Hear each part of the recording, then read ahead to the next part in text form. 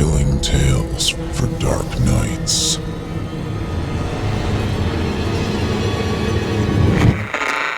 Want to make sure you never miss a Chilling Tales for Dark Nights video again?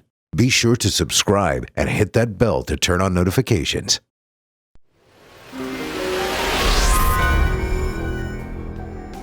This episode of Chilling Tales for Dark Nights is brought to you by Dipsea. Romance lovers the world over, I know things have been busy for you. I know you've been subsumed by the spirit of age, doom-scrolling news articles, and endless brain rot. But where has all that romance gone? Our friends at Dipsea hope to bring the romance back into your life. It's a female-founded app designed to deliver bite-sized, captivating romance stories for you to enjoy whenever life allows you the time to dip in. On your commute, during your lunch break, or whenever you get the itch, Dipsea gives you that discreet little getaway you crave. Over 1,000 spicy audiobooks and more, crafted by their professional team of writers and top-notch narrators. For listeners of the show, Dipsea is offering an extended 30-day free trial when you go to dipseastories.com/chilling. That's 30 days of full access for free when you go to dipseastories.com/chilling. dipseastories.com/chilling.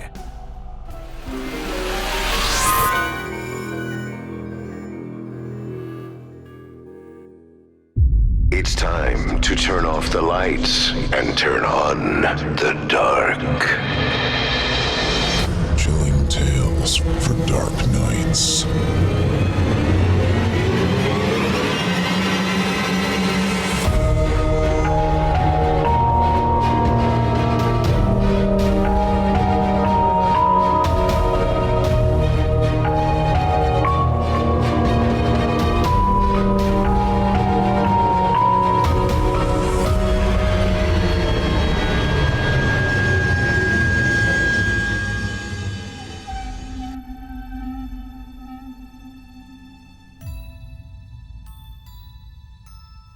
Good evening, friends, and welcome to another spine-tingling episode of Chilling Tales for Dark Nights. I'm your host, Steve Taylor, and tonight we've prepared two tales guaranteed to leave you breathless. Both of tonight's stories are featured courtesy of Velox Books, a small press with an enormous appetite for horror. I'll tell you more about them later in the show, so stick around. Before we begin, don't forget to leave us a 5-star review on Spotify, Apple Podcasts, or wherever you're tuning in. If you're watching on YouTube, hit that thumbs up, subscribe, and ring the bell so you never miss a moment of terror. And if you want an ad-free experience with exclusive perks, become a patron at chillingtalesfordarknights.com. Your support keeps the scares coming. Now, turn off the lights and turn on the dark. Our first story tonight, written by Michael Marks, takes us to a haunted house unlike any other. It's a place where no two experiences are the same and where your deepest fears take center stage. For Kevin and his friends, what starts as a fun Halloween outing becomes a horrifying journey that will haunt them forever. This story is performed by Geoff Sturtevant, a multi-talented voice actor, audio engineer, and author, as well as host of Chilling Tales for Dark Nights collaborative Wednesday night episodes. You can find Geoff's narrations and books on Amazon and Audible, or visit flexfiction.com to learn more. Now, courtesy of Velox Books, from the twisted mind of Michael Marks, I present to you the scariest haunted house in the world. Fuck Halloween. That's right, you heard me. I used to be like you. I used to like it just fine. Dress up, go to a party, get tossed and scare the shit out of your friends. It's all just a good time and a night to celebrate the dark and macabre. That is, until one of those nights you realize that it's not just all in good fun. and your brain ends up so fucked from the experience that you scream at the aisle full of plastic skeletons at the drugstore. For me, that experience started with a flyer that my friend Jimmy found under the welcome mat of his family's house. I can still remember him running up to me with that shit-eating grin on his face, like he just found the golden ticket. "Kev, check this shit out!" He was waving the orange piece of paper as he ran up the steps of my porch. He slapped it into my hands before I could even ask what the hell he was so excited about. "This looks like it's gonna be awesome." I looked at the orange-papered flyer and immediately eye-rolled. I was a cynical kid. I'd lost my father to suicide at a young age, and it left me bitter before my time. I scanned the words on the flyer, already hoping I could convince Jimmy this was a stupid idea. I can still remember exactly what was written on it. "Come and see the scariest haunted house in the world. Thrill as your heart races. Chill. Feel it straight down to your bones. No two experiences will be the same. Guaranteed. All ages admitted. Admission fee for all brave enough to attend. 6 p.m. to 12 a.m. Only open on All Hallows Eve. Located at Patterson Farm off Briar Creek Road." These words, of course, all framed the silhouette of a spooky cartoon haunted house. Typical moon in the background. Typical bats flying around. And a typical black cat standing out front. I looked at Jimmy and the big dumb grin on his face and wondered how I could be friends with someone so easily entertained. "You're slow, right?" I asked, handing him back the flyer and walking away to sit on my porch swing. "Fuck you, Kevin. I think it sounds sweet." He turned the flyer over in his hands and studied it for likely the 100th time that day. "I mean, it says no two experiences will be the same, and it calls itself the scariest haunted house in the world." "Every haunted house calls itself the scariest haunted house in the world, numbnuts." I put my feet up on the porch railing and leaned back, still surprised I could be friends with someone so dumb. It's a marketing thing. It's all bullshit. I mean, honestly, do you really think an all-ages admitted spook house in the middle of farm country's gonna knock your socks off? You never know. It says no two experiences will be the same. Maybe they tailor it to who's walking through. The excitement in his voice was wavering as he attempted to battle against my cynicism. "Give me a break," I scoffed. "It's free to boot. It's probably going to be a bunch of cheap plastic props some farmer dug out of his garage. And a Sounds of the Spooky mixtape. Alyssa already said she's down to go." Finally, Jimmy had said something that piqued my interest. He'd pulled the trump card of Alyssa. She'd started at her high school a few months earlier and was easily one of the best-looking girls I'd ever seen. Jimmy and she became somewhat friendly after he helped her get caught up in English Lit. He never made any kind of move on her because he knew very well that I was crushing hard for her. I sat up with a stone face and looked him dead in the eyes. "Really?" "Her brother's having a party at 9, but she said we should head up super early, beat the crowd, then go to the party." Jimmy held the paper up next to his face and smiled. "Let's have some fun. What do you say, you dick?" Of course, my dumbass said yes, or I wouldn't be here telling you the story now. Alyssa had borrowed her parents' car, and we rode up to Briar Creek Road. We made the turn onto the property of Patterson Farm about 6:15.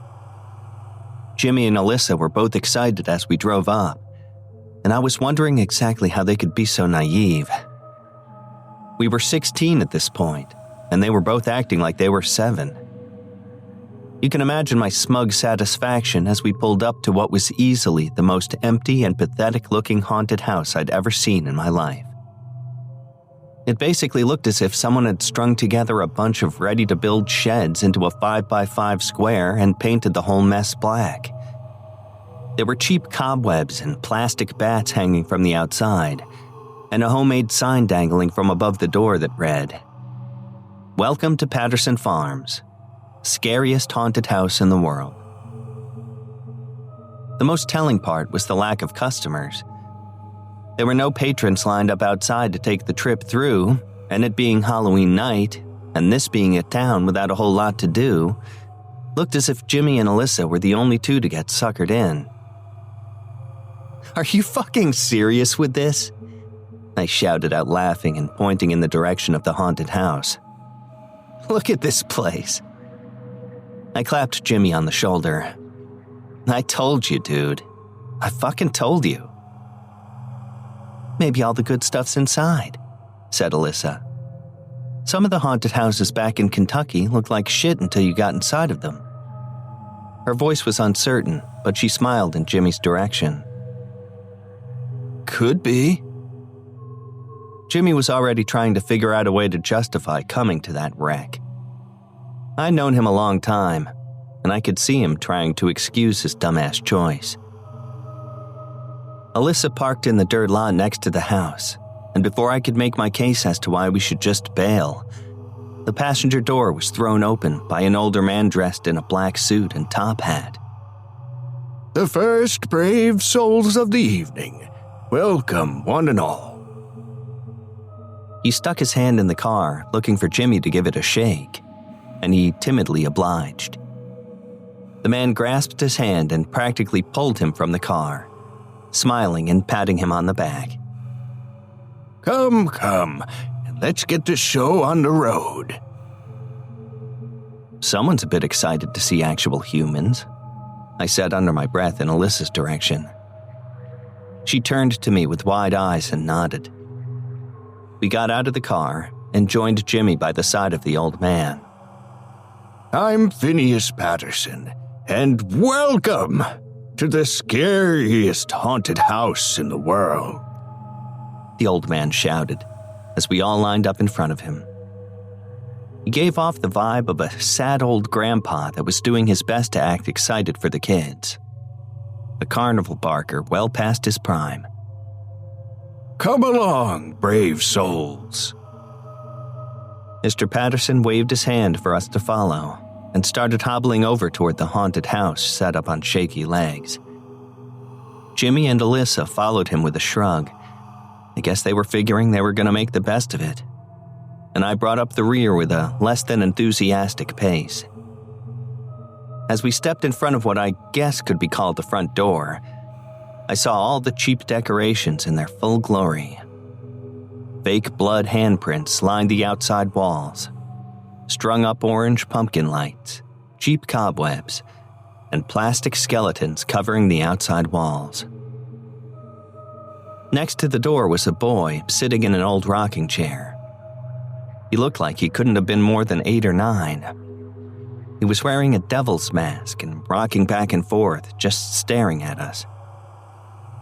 It was the first genuine feeling of the creeps I got that night, as those yellow plastic eyes stared at me. Mr. Patterson walked over next to the boy and patted him on the head. "Never mind a little devil. He's a bit shy around visitors." He flashed a yellow-toothed smile. "All right, who's heading in first?" "First?" Jimmy asked. "Can we not all go in together?" No. This is a tailor-made experience. One at a time. A few minutes after the first one, the next one goes. It's much scarier alone. Trust me." Again, that yellow-toothy smile. This time, it made me raise an eyebrow. The old man's acting had taken on a much more sinister tone. I had to give him credit. He was putting his all into it. "I'll go." Alyssa stepped forward. I would have expected Jimmy to go first, but his eyes were locked with the kid in the devil mask. He didn't even realize a question had been asked till Alyssa answered it. Ladies first. I love it, shouted Mr. Patterson, grabbing the door handle and pulling it open. The open doorway was covered with a black sheet from the inside. I must implore you, young lady, to keep moving. It's best not to linger too long. See you guys on the other side. Alyssa looked back at us with a smile and disappeared beyond the sheet. Mr. Patterson let the door go and it slammed shut behind her. It sent a sudden chill up my spine. Who is going to head in next? I looked at Jimmy once again, expecting him to resume his childlike excitement about the whole situation. Instead, he looked at me with eyes that seemed full of worry. You go first, Kev, he whispered to me. Are you fucking serious? I said. Don't tell me you're actually scared of this place. It's not that. He was quick to defend against my accusation. I just feel kinda weird suddenly. I'll bring up the rear, I just need a minute. Whatever, I said, stepping forward. I guess it's me, old man. Mr. Patterson looked at his watch and then at the kid in the devil's mask, as if looking for his approval. The devil kid looked at me and nodded, signaling Mr. Patterson to grab the door handle. The old man once again flashed me a toothy grin. Are you ready, son? He asked me, his voice low and sinister. As long as it's still free, Gramps. I squared my shoulders and stood in front of the door. Admission's free, my brave soul. He chuckled to himself as he pulled the door open. The real cost is within. I laughed at his cheesy attempt to give me a chill and walked forward through the black sheet and into the room, the sound of the heavy door slamming behind me as I did. The first thing I was struck by was the sickly sweet plastic smell of the trash bags lining the walls. The only source of light were strings of dimly lit plastic pumpkin lights strung up just as they had been outside. Straight ahead of me, I could see another door framed by plastic tombstones on either side. The sign on the door read, "Start here," and was drawn in red with drops to mimic splattered blood. It was all typically corny and very cheaply done. Any mood that had been set up by the creepy devil kid and Mr. Patterson's wild-eyed acting was immediately crushed. What a waste of fucking time, I muttered to myself as I pulled the "Start Here" door open with a creak and stepped through. The next room was draped in a thick mist from a fog machine, and I could feel the chill of the air through my jacket. I could hear the ticking of a strobe light as the room quickly alternated between pitch black and fully lit, almost instantly disorienting me. I heard the door slam shut behind me and turned back to see there was no handle on my side. I heard the whirring of a motor from above me and watched as another sign was slowly lowered on ropes. It was written in that same cheap blood splatter effect and said, "Find the way forward." I could feel the frown droop across my face as I read the words in between flashes of light. This place wasn't scary, but it sure as fuck was doing its best to be annoying. I could see a hallway in front of me and started walking down it and hoping I would run into Alyssa at some point. The place seemed so cheap and crappy, though, I was nearly sure she'd already found her way out. More cheap plastic skeletons lined the hallway, and at the very end, there were two hanging on opposite sides of another sign. Each one was posed to point in a different direction. The sign simply said, "Choose." I'm not sure what would have happened if I had gone right. I like to think I would have walked out the door and into the low light of dusk, disappointment firm on my face, and feeling righteous in my earlier annoyance with the evening's activity. I went left, though, and what was waiting for me to the left, I will never forget for as long as I live. I saw a wooden door that looked oddly familiar. I stood staring at it for a few seconds, trying to shake off the sense of déjà vu before reaching for the brass handle and giving it a twist. Beyond that, there were no plastic bags or skeletons, no strobe lights or rubber bats on strings. It was just a room, a little kid's room. Again, as I stepped through the door, it slammed hard behind me, and just as before, I turned to see there was no knob on the inside. There was another sign on the inside of the door, though this one made me feel greatly more unsettled than I was expecting that night. This sign simply said, Kevin's room, and it was framed with rocket ships blasting off towards stars. I made that sign when I was 6. It was the sign that hung over my bedroom door in our old house, the house where my father had killed himself. I looked around the room and realized that it was exactly the room I had back then. Even the toys scattered across the floor were my toys. I swallowed hard, feeling the lump in my throat. I was overtaken by a feeling of both dread and utter confusion. Kevin! I heard a man yell from outside the door. Kevin, you little snot nose. I told you to pick up your goddamn toys in the living room. It was my father's voice. And as the door swung open, there he was, larger than life, and exactly the way he was the last time I saw him. He swayed back and forth as he stepped forward into the room. The stink of booze wafted from him as he got closer and closer, continuing to grumble something about those damn toys. I backed up, just like I would have when I was little, and I feared what he might do. Look at you, he growled at me, already removing his belt. You grew up exactly like I thought you would. A skinny, weak, pathetic little shit. He folded the belt in his hands and cracked it hard against the bedpost. My back hit the wall, and I felt completely lost. It was impossible.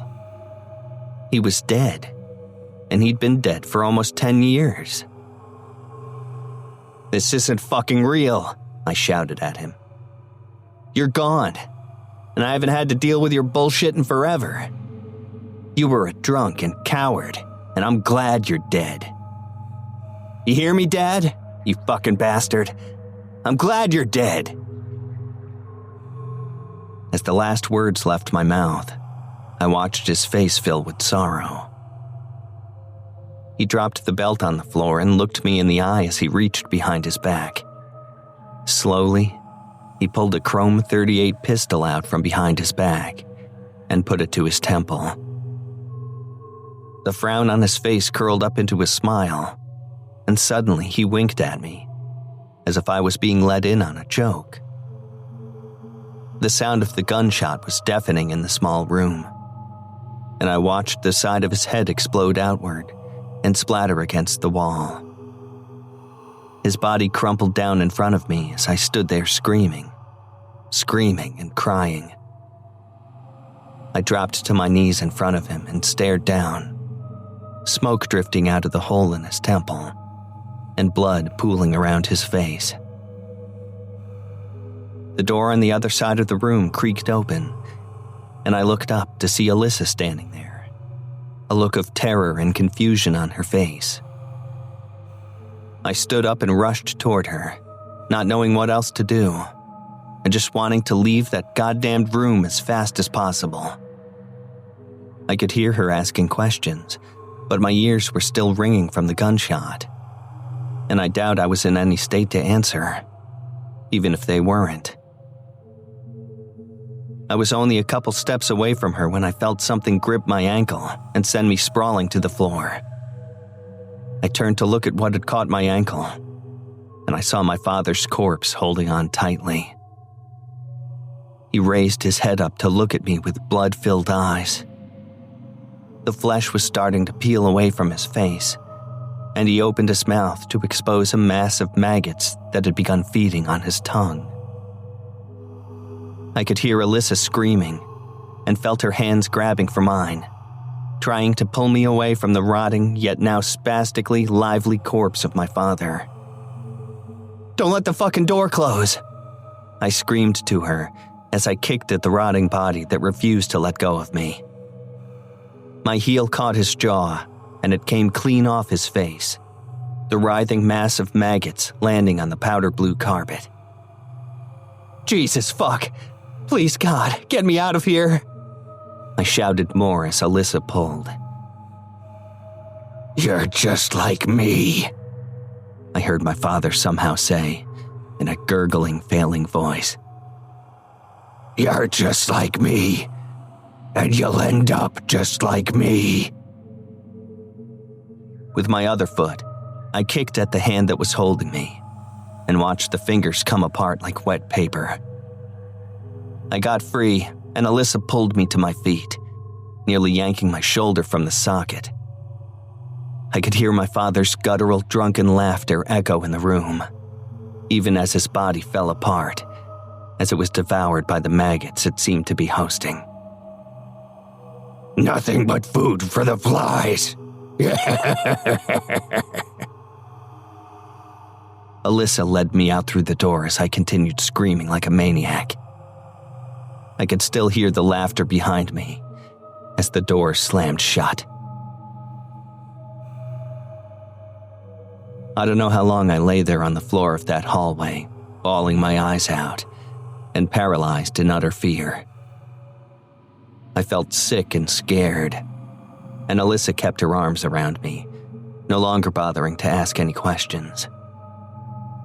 It felt like hours that we sat just below the fog line with that strobe light bouncing off the plastic-wrapped walls. When I finally got myself collected and on my feet, Alyssa stayed close, her arms still wrapped around me. "We need to get the fuck out of here," I said, wiping the tears from my face and trying to act tough once again. "There's something seriously wrong here." She shushed me and ran her fingers through my hair in a way that should have been relaxing, but somehow just made me feel unsettled. She was acting too calm for what we had just seen.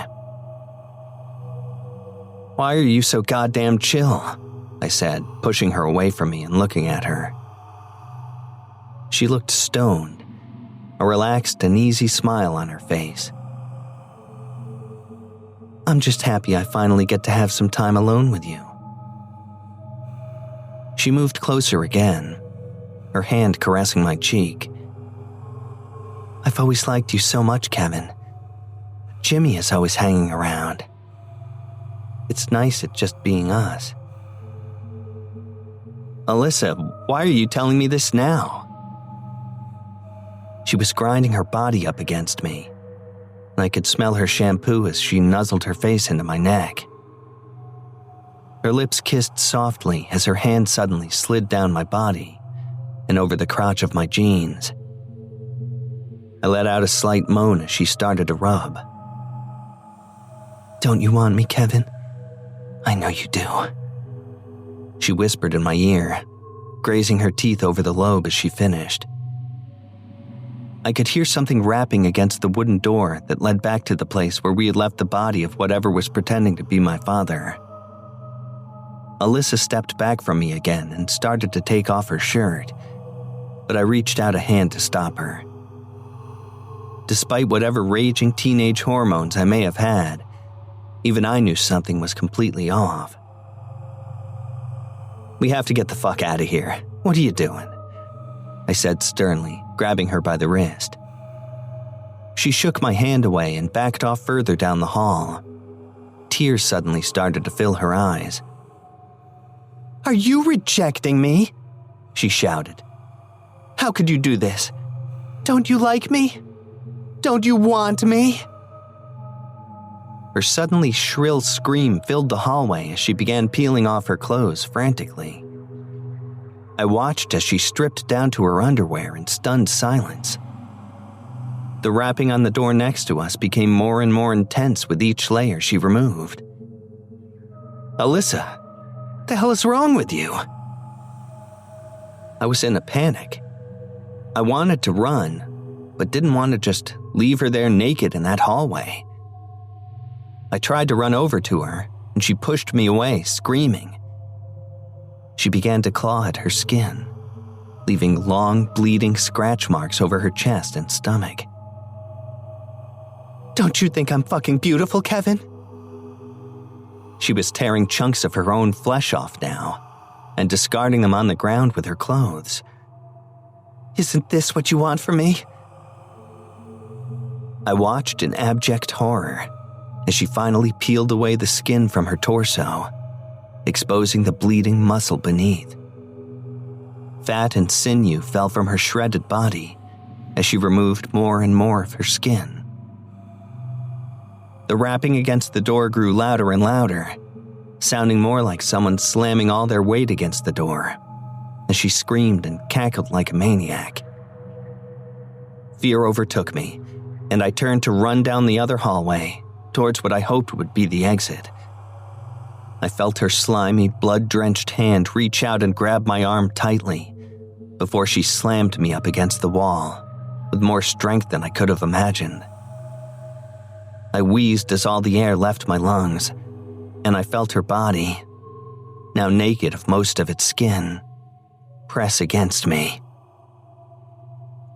She once again nuzzled her face up to my neck, and I gagged, feeling her shredded flesh press to my body. "Don't you want to fuck me, Kevin?" she whispered, before finally leaning back far enough that I could see her face. The skin began to slough off her face, leaving bulging eyeballs and an exposed, blood-stained skull. Her lipless mouth opened, and she leaned in to kiss me with a protruding tongue. I pulled all my strength and finally shoved her away from me, leaving her staggered enough that I could break into a sprint. I could hear her wailing and cackling behind me as I ran through the disorienting fog and strobe lights, looking for some way out of that fucking maze.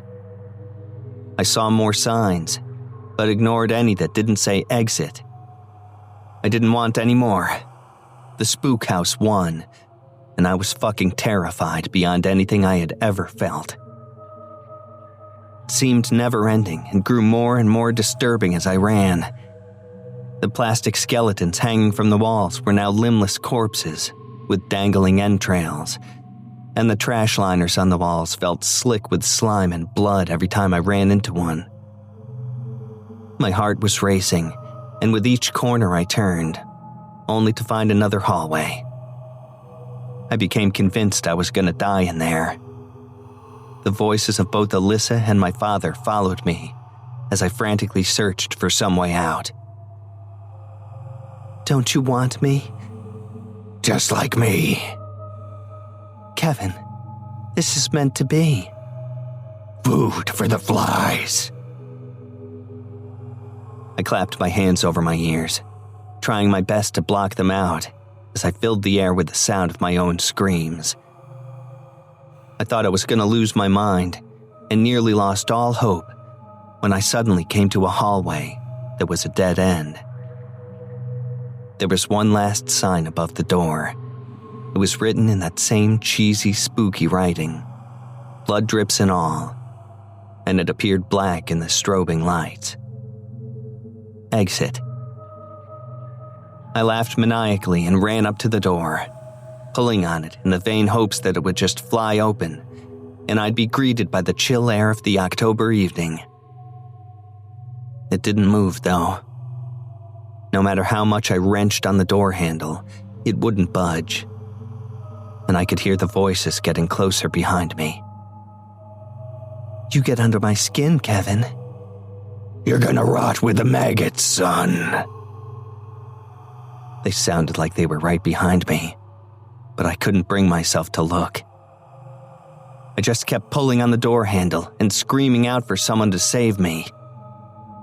I could feel every nightmare I ever had breathing down my neck, laughing, screaming, and preparing itself to pull me apart, body and soul. I heard one final voice, the voice of a young child. "Turn around," was all it said. Slowly, I turned my head to look and saw the boy in the devil mask standing a few feet from me. Behind the rubber demon's face, I knew he was smiling. "What the fuck do you want from me?" I shouted, my voice lacking any hope. The boy just stood staring with dead yellow eyes as the entire world fell silent. "Boo!" he suddenly shouted, lunging forward and startling me into the door. I felt the hinges swing open as my back hit the wood, and I went tumbling out into the crisp autumn air. As I fell backward onto my ass into the dirt, I heard the door slam shut, as the faint giggling of a child's laughter could be heard behind it. I sat there stunned, unable to process that I was even free as I stared at the outside of the spook house. The fake plastic skeletons and pumpkin lights still strung up around the outside. "Kevin!" I heard Jimmy shout from what seemed like miles away. I only realized he was right next to me when he grabbed me under the shoulder to try and lift me to my feet. "Dude, you okay?" I stared at him with a blank expression on my face, trying to find words to explain what had just happened to me. Behind him, I could see Alyssa, her head hanging down and her face solemn and broken. And I knew what I'd seen inside the haunted house hadn't been her at all. "We need to go," I whispered. I could hear Mr. Patterson standing by the door, laughing a sly little laugh. "We need to go now." "Was it that bad? What happened in there?" "I was feeling sick and I never actually went in. Couldn't be that bad." Jimmy's voice was making my head hurt, and I wanted to leave.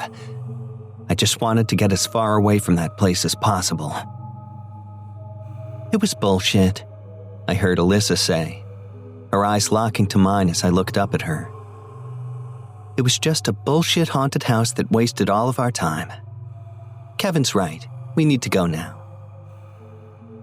She started walking toward the car and I followed, fine with not saying another thing about what I saw inside, and having no desire to ask what she had seen either. Jimmy followed us.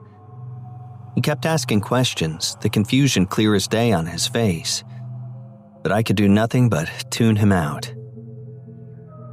As we got in the car and drove away, I saw Mr. Patterson standing by the door, waving us goodbye, the little boy in the devil mask standing at his side. When we got back to school, Jimmy told people we had gone, but no one else had gotten a flyer, and no one knew that there was ever a haunted house up at the Patterson farm. People asked Alyssa and I both what had happened, but we never said a word. And when people got bored of asking, I thanked God. One of the last times someone tried to ask me about it in class, I ended up shouting at them to stop asking me about Patterson Farm. A teacher overheard the exchange and asked what it was all about. I tried to tell her it was nothing, just something that happened up at a spook house on Patterson Farm on Halloween. I can still remember the confused look on her face as she told me that there was no haunted house at the Patterson Farm. In fact, she said the place had been abandoned for over a year, ever since Phineas Patterson had died.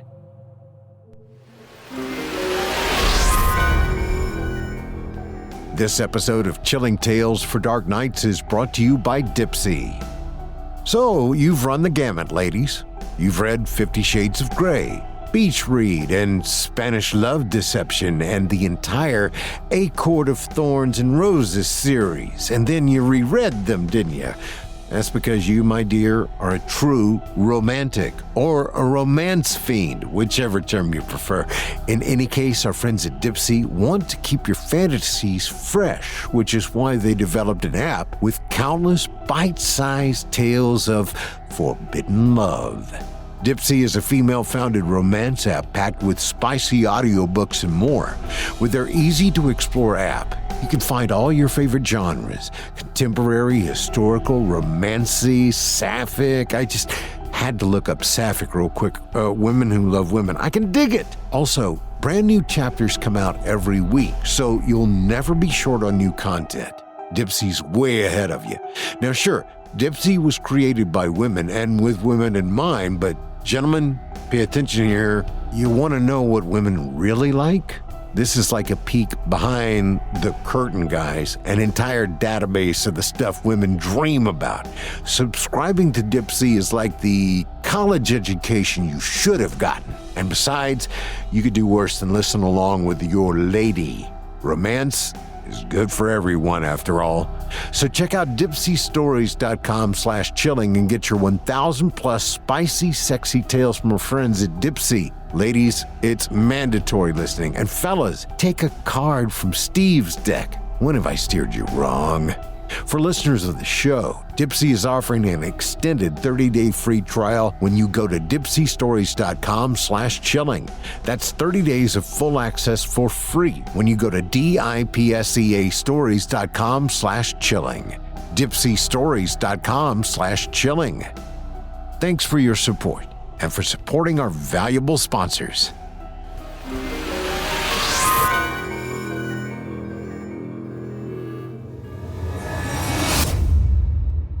That was The Scariest Haunted House in the World by Michael Marks, brought to life by the incredibly talented Geoff Sturtevant. As you just heard, Geoff's skill behind the microphone truly elevates these chilling tales. Beyond being an outstanding narrator, he is also an accomplished audio engineer and author. Don't forget to find his work on Amazon, Audible, or at flexfiction.com. And let him know how much you appreciate his contributions to the horror community. And let him know we sent you. His name is spelled Geoff, Geoff, Sturtevant. And it's on screen and in the description for those listening on YouTube. We and Geoff thank you for your support. And let's not forget Velox Books, the publisher of tonight's stories. At Velox Books, they specialize in collections of horror, weird fiction, and imaginative tales that push the boundaries of reality. With over a decade of independent publishing experience, they've worked with Amazon bestsellers and some of the top writers from Reddit's horror community. Nosleep. Learn more about them at veloxbooks.com. That's VELOXbooks.com. Now, let's press on into the darkness with our next tale. In our second story tonight, we venture deep into the woods with a tale that will leave you questioning every shadow and whisper. Once again written by Michael Marks and courtesy of Velox Books, this story follows Nate, an experienced hiker whose solo adventures takes a terrifying turn when sinister forces begin to close in. As performed by Geoff Sturtevant, this is Whispers in the Woods. I looked down at my compass, which was shifting steadily between north and west, seemingly unable to decide which direction I was facing. Through the trees, I could see the sun was setting, but was unable to pinpoint where it was dipping below the horizon, due to the forest canopy and a storm I could see rolling in over the hills. This was the moment I knew I was fucked. I'd gone too far off the trail. My compass wasn't working for some reason. I couldn't navigate by the sun, and even if I could, it was rapidly vanishing, and lightning started to streak across the sky. I thought I knew the score, that I was prepared, that nothing bad could happen to me. I know now, though, that in the wilderness, the score is not something you can ever really know. I really hate when you do this, Nate. I could hear my wife's voice in my head as I slid the compass back into my pocket and leaned against a tree. I needed to think of what to do next, but all I could hear was her voice. I hate it when you go hiking by yourself. I'll be fine, Marie, I promise, I told her, so sure of myself. So damn sure. I've done these hikes 100 times and I always come back. What if you get hurt or lost or a bear attacks you? She gripped my arm and shook me, an uneasy smile on her face to show she was joking about the bear, but not really. I swear to you, I'll be okay. I pulled her in and hugged her. I felt her hands grip my back as she pressed her face into my chest, like it might be the last time. I just need to get away for the day, clear my head. I kissed the top of her head and ran my hands through her hair. Can't you clear your head at a golf course? She spoke softly into my shirt. You know I hate that shit. Besides, I look terrible in those plaid pants. We both laughed a bit, and she ended hers with a sigh. She wouldn't stop me. She never did. Have fun with your girlfriends tomorrow. I'll be home in time for us to grab late dinner. Promise. There I was, though, with twilight turning into night and the sound of rain pattering the trees around me. I should have been on the road to be home for that late dinner I promised, but I wasn't going to make it. A clap of thunder shook me from my memory and back to the harsh reality of my current situation. I was fucking lost. The rain was coming down harder now, and after several desperate attempts to call Marie or emergency services with the extremely weak signal on my phone, I gave up. I found shelter in a small alcove next to a pine tree, and I blocked myself in with my pack. It was starting to get cold, and I was wet, so I covered myself with pine needles and willow branches. The alcove had some that were still dry, to gain some measure of warmth. Out of curiosity, I checked my compass again, only to see it was now spinning around wildly to find north. I watched it jump back and forth between the letters, going clockwise for a second, and then changing direction on a dime and going the other way. Never, wheat, eat, sour, eat, never, eat, sour, wheat. I said the words from the old mnemonic device in my head each time it stopped on a letter before whispering to myself what I was really thinking. This is wrong. Of course it's wrong. You're lost in the woods, you idiot. My wife's voice said from somewhere deeper in my head. Some kind of magnetic field fucked with your compass, and now you're never coming home. It wasn't just that, though. It was how I got lost. I'd been in these hills hundreds of times and never had any problem with my compass. What magnetic field? Did it come from the storm? Even beyond that, there was an underlying sense of dread in the middle of my chest that came from more than the fear of being lost and alone. In fact, that was exactly the problem. I didn't feel alone at all. I grabbed the canteen from my pack and drank a little water as I stared out into the woods. Darkness had finally overtaken everything, but my eyes were adjusting enough so I could make out the shapes of the trees that surrounded me. I kept expecting to see the shine of a predator's eyes staring back at me when the lightning would bring the world into clear view for a moment, or the hulking outline of a bear's shadow getting closer. There was nothing, though. No four-legged beasties weaving between the trees on the prowl. What if there is, though? My wife's voice spoke again. What if you get attacked by a bear before you can find your way out or get rescued? I'll be fine. I answered the nagging doubt in my mind, as if it were actually my wife. I just need to make it till morning, and hopefully the storm will clear, and I can navigate by the sun. I grabbed a protein bar from my bag and took a bite, trying to convince myself of my own words. Maybe in the morning my compass would work. Never wheat, sour, wheat, never. Or at the very least, I could hike to higher ground and figure out where the trail was. I'm not sure how long I sat in my makeshift shelter, chewing on my protein bar and trying to convince myself I'd be fine. But my train of thought was broken by something I certainly didn't expect. I saw something moving toward me through the trees. The outline looked like a person, and it was so unexpected when my eyes caught it that my heart leapt into my throat. It looked like someone with a hood or a rain slicker pulled up over themselves as they walked through the trees. It made me feel uneasy. There wouldn't be anyone searching for me yet. In fact, there was no reason anyone would be out there with me at all. They drew closer and closer, and I shrunk back into my alcove, hoping I could get a better look at them before I made myself known. When they got within about 10 feet, though, they stopped dead in their tracks and just stared in my direction. The feeling of dread grew in my chest as the hooded shadow stood silently in the rain.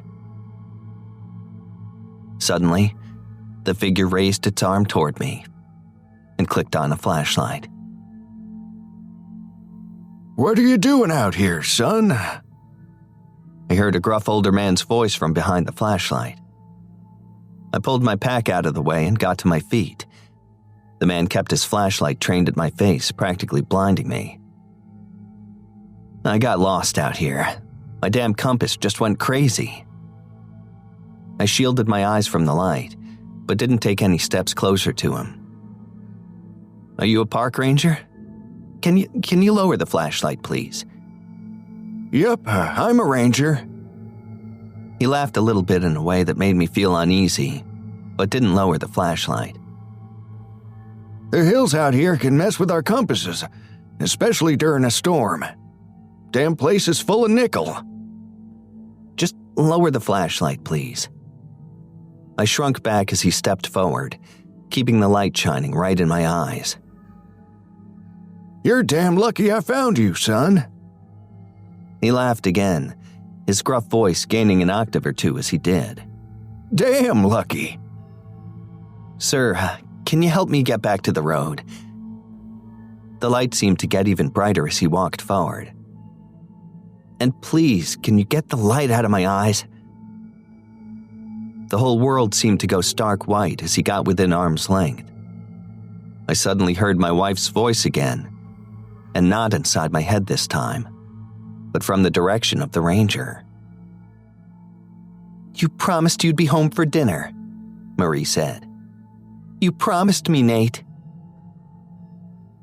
Suddenly, the light clicked off, and the world around me was dark again. I rubbed my burning eyes and scanned the blur of shadows for the ranger, but I was once again alone. I barely even had time to process what had just happened when I turned toward the alcove, only to find that it was no longer there. It was gone, along with my pack, my water, and my food. I pulled my phone out of my pocket and flipped on the flashlight, thanking God I'd kept it off all day. The battery was nearly full. I did a full 360 looking for where I had just been, but saw only open forest and darkness all around me. My heart began to race, and my confused mind struggled to make sense of what the hell was going on. That's when the whispers began. They sounded like an old woman with a creaky voice, speaking in a language I didn't know. I tried to pinpoint where they were coming from, and as I looked around, I noticed symbols carved into the trees that hadn't been there only moments before.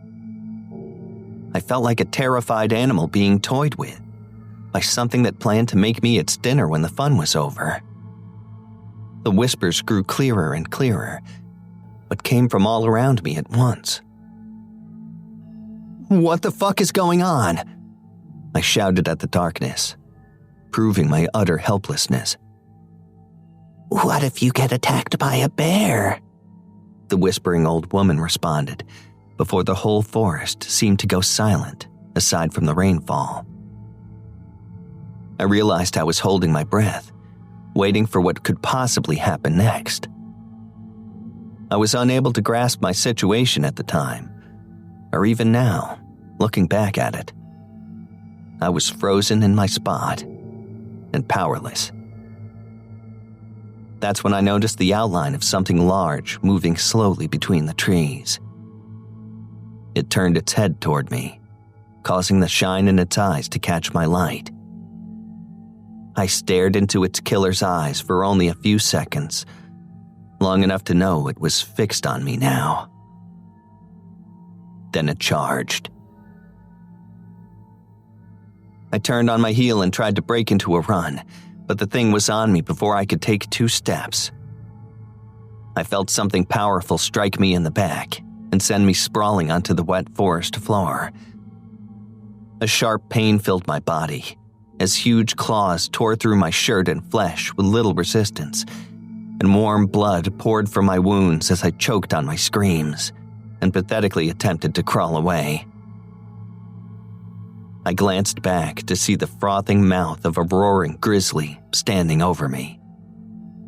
Its fur was matted and patchy, and sores seemed to be covering its face. Even while bleeding and staring into the face of that nightmare, I could hear the voice of my wife. I told you, Nate. I told you not to go. Why don't you listen to me? Her voice was silenced by the sound of my own screams, and the bear raked its claws over me again. I was bleeding so badly, I no longer had the energy to move. And though my wounds felt like fire, the rest of me felt like ice. I was lying face down on the forest floor, breathing in the smell of the damp earth. I closed my eyes and thought of my wife's face. I saw her crying. I saw her searching for me and finding nothing but a mauled corpse. Or worse, nothing at all. I prepared myself to feel the claws tear into my flesh again, or to feel the monster bear's jaw wrap around my skull. I'm sorry, Marie, I whispered. And then I opened my eyes. I was no longer face down, but staring into the sky, feeling the rain pelt me in the face. My body was laid out with my arms and legs fully extended, and my jacket and shirt had been removed. Even though my skin was numb from the cold and my whole body ached, I felt something scratching against my skin, like a needle point being drug across my stomach and arms. He's awake, I heard an old woman's voice whisper. He's not supposed to be awake. The sound of the voice made me fight through the sluggishness of my own body and try to sit up. He was held. He should be held. A different woman's voice whispered, as I caught glimpses of multiple figures retreating into the darkness. Something in a cloak snuffed out a lantern and walked backwards away from me up a tree with the most unnatural movement I'd ever seen. Confused and scared out of my mind, I started examining my body for the wounds from the bear attacks, but found something entirely different. Small symbols had been scratched into my skin. The skin around them was inflamed and burned to the touch. I could hear the women's voices whispering to each other. I could make out at least 4 different voices, but couldn't hear what they were saying. What the hell did you do to me? I screamed into the trees as I got to my feet like a drunk. Every limb felt weak and worthless. It was as I stood, I noticed that I was standing in the middle of a circle made of old branches, with 4 straight pieces placed like corners, like a compass. Never wheat eat sour. Never sour wheat. Just lay back down, Nate, I heard Marie's voice say. But not in my head. It came from the trees. Everything is going to be fine, my love.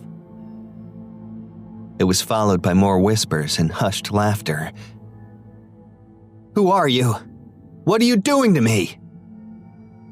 I scratched the symbols on my skin and kicked apart the circle at my feet.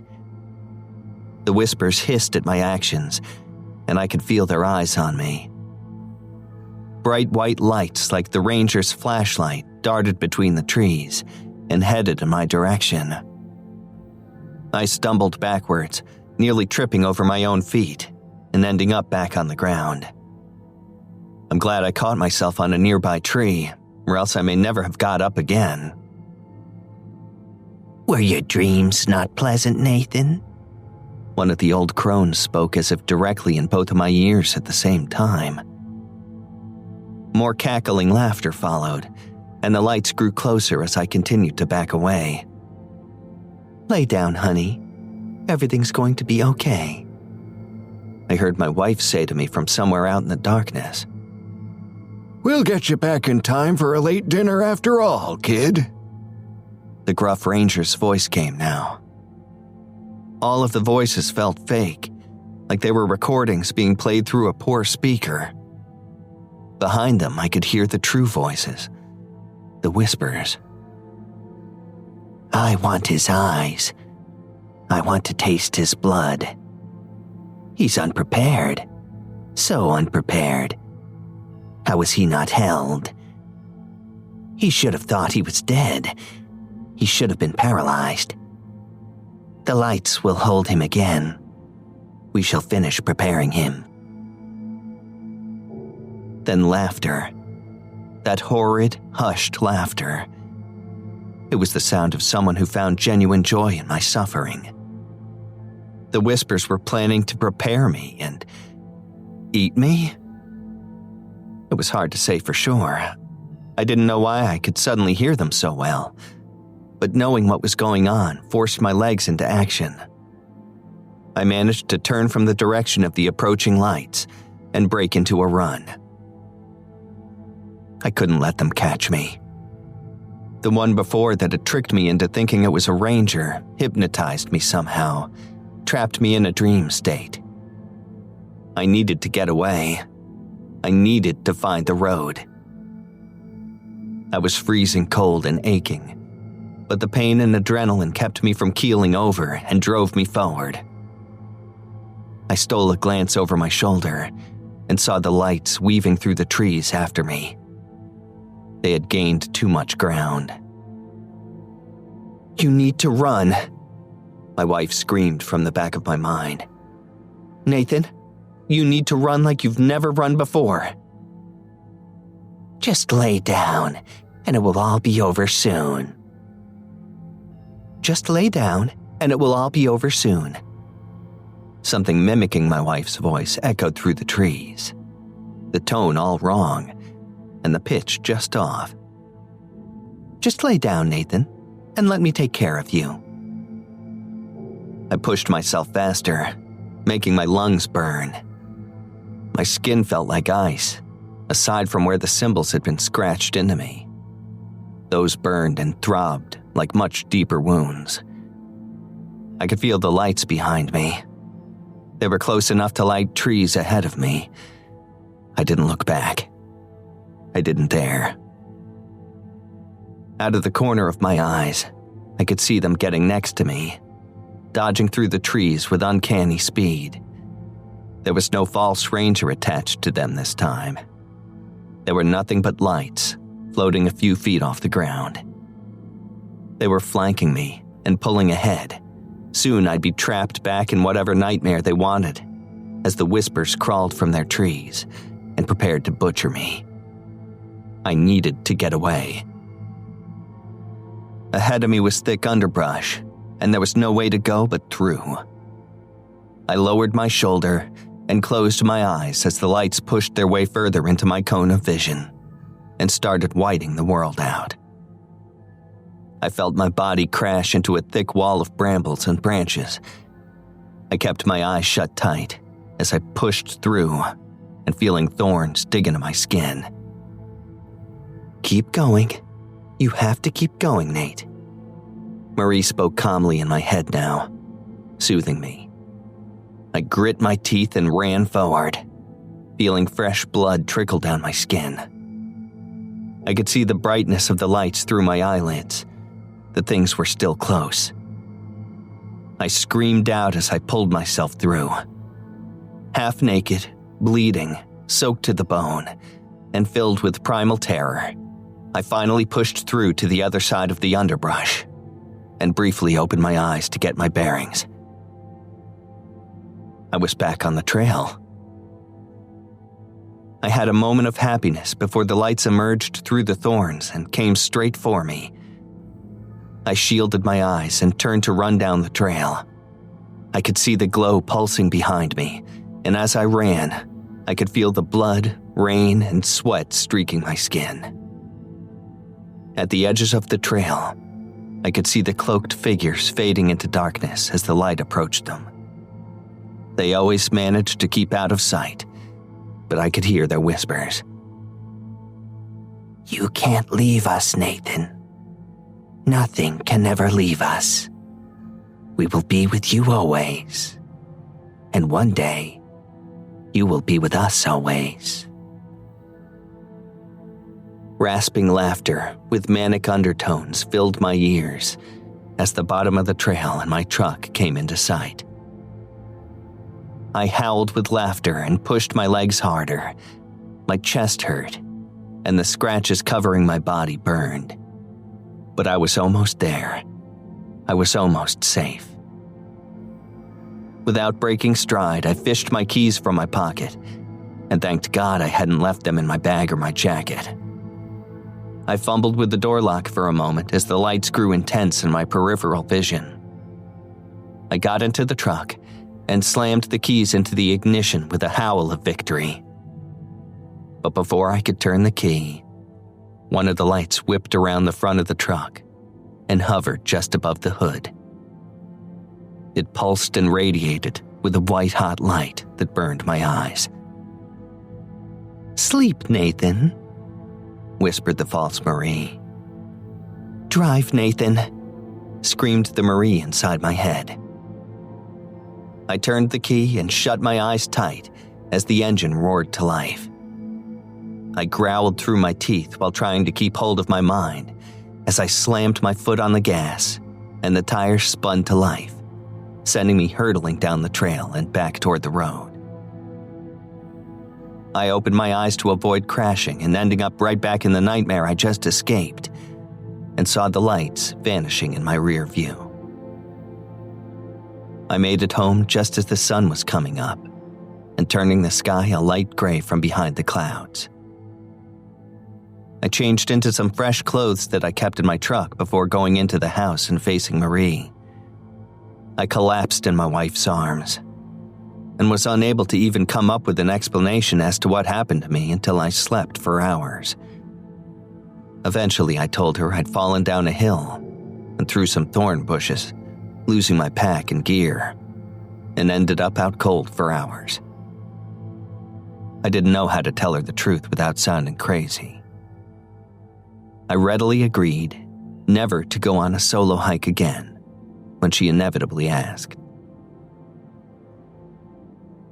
Sometimes I wake up screaming.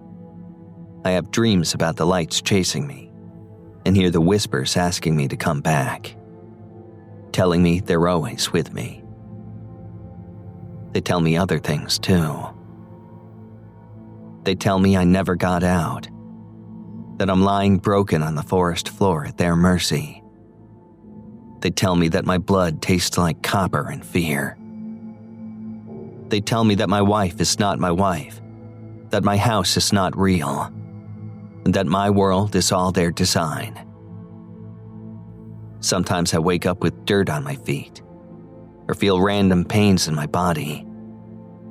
I hear them laugh at me in the moments where I'm weakest. Earlier today, Marie called me from the other room. and her voice sounded far away, like she was speaking through static.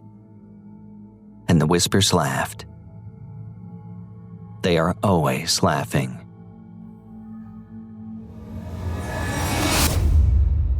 That was Whispers in the Woods by Michael Marks, performed once again by the remarkable Geoff Sturtevant. Whether he's lending his voice to spine-tingling narrations or creating immersive audio experiences as an engineer, Geoff's contributions to the horror genre are invaluable. Remember, you can find his work on Amazon and Audible, or visit flexfiction.com to learn more. Support like yours helps creators like Geoff continue sharing their talents. And again, a special thank you to Velox Books, the publisher of tonight's stories. Velox is dedicated to delivering chilling, weird, and captivating horror tales for readers who crave the extraordinary. If you're a fan of horror anthologies or boundary-pushing fiction, visit veloxbooks.com to explore their incredible catalog. Well, that's a wrap for tonight, dear listeners. Thank you for joining us on this harrowing journey into the shadows. If you enjoyed tonight's episode, please consider supporting Chilling Tales for Dark Nights by leaving us a 5-star review on Spotify, Apple Podcasts, or your favorite listening platform. For our YouTube audience, don't forget to hit that thumbs up button, leave a comment, and subscribe. Tap that bell icon so you're notified the moment we release new content, and trust me, you won't want to miss what's coming next. If tonight's stories of haunted houses and sinister forests left you craving even more chills, visit chillingtalesfordarknights.com and become a patron.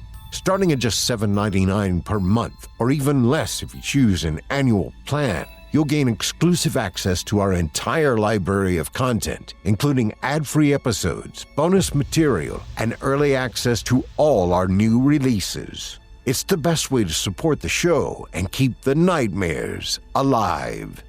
We'd also love to hear from you. Follow us on social media to stay connected. Whether it's Facebook, X, or Instagram, you'll find sneak peeks, updates, and community discussions about the stories you love.